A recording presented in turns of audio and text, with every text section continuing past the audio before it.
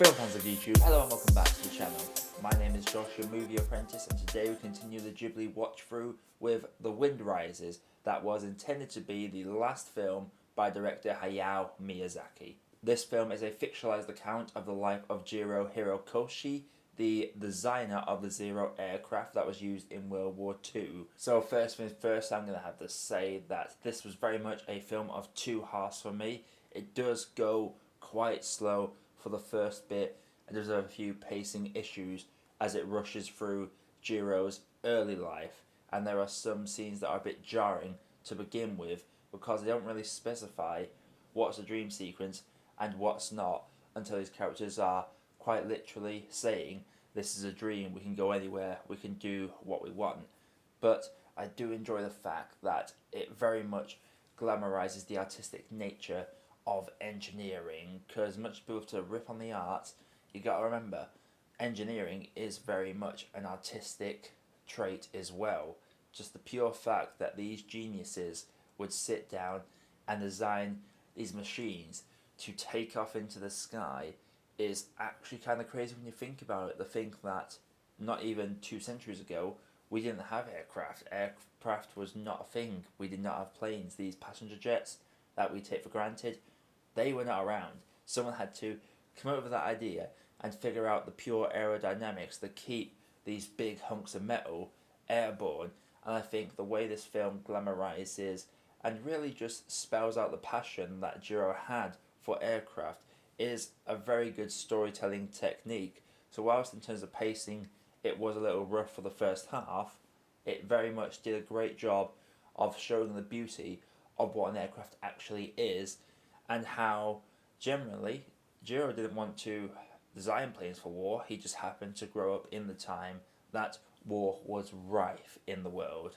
The film really picks up in the second half by the romance angle. Now with Ghibli films, it feels like every single one of these films has to have some sort of forced romantic angle where the main female lead usually has a couple of scenes with a male protagonist, and that automatically equals love. And usually I don't really buy that when it comes to these Ghibli films, but for this one I feel like it is probably the second best romance in all of the Ghibli films. The way these two characters get to know each other and how their relationship very much carries the second part of the film. They are genuinely a couple that you can buy. They have such sweet moments that I won't get into too many details of, but their chemistry and how they bond together and how they just naturally came together. There was no intention behind it. I didn't see these characters and think they automatically had to get together.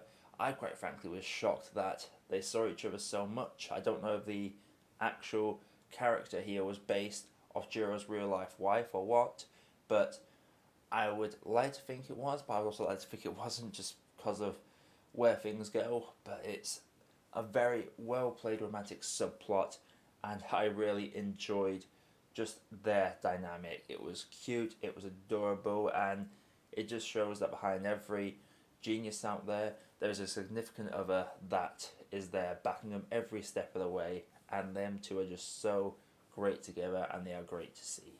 The animation as well is absolutely fantastic. Obviously every Ghibli film now is gorgeous and it looks pretty, but I do have to give a big shout out to these dream sequences where Jiro is meeting this Italian aircraft designer that he looks up to in his dreams, and this Italian aircraft designer is showing him his aircraft and explaining the logic and idea behind an aircraft. An aircraft isn't just a plane, an aircraft is a dream that takes you wherever you want to go in the world.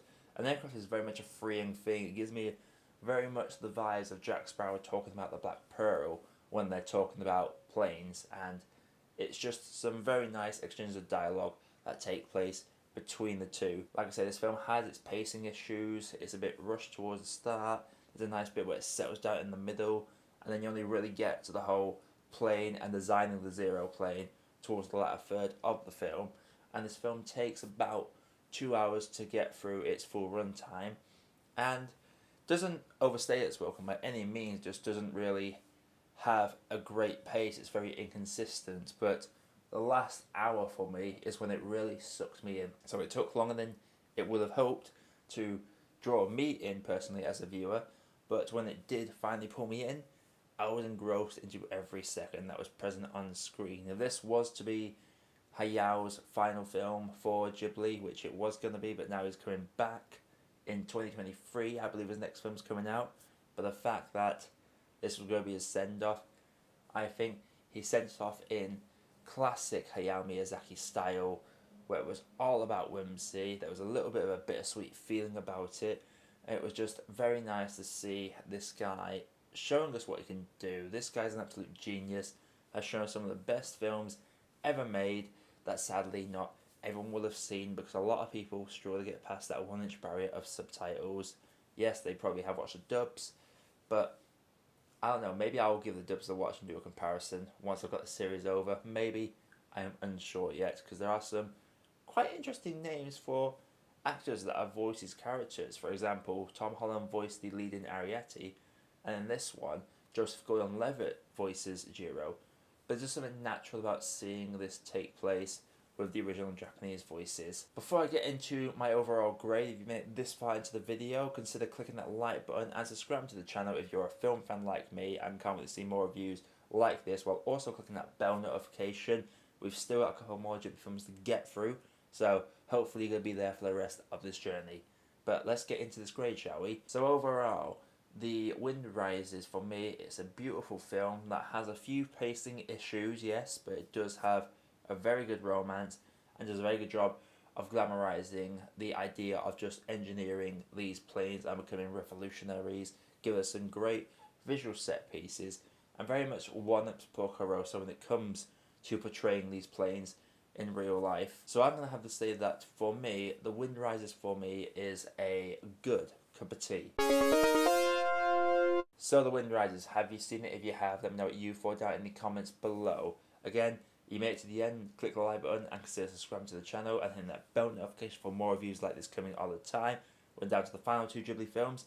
Coming up next is the Tales from the Princess Kaguya, and after that, it's When My Name Was There, and we are done, which is kind of crazy to think about now, considering how fast I've been going through these.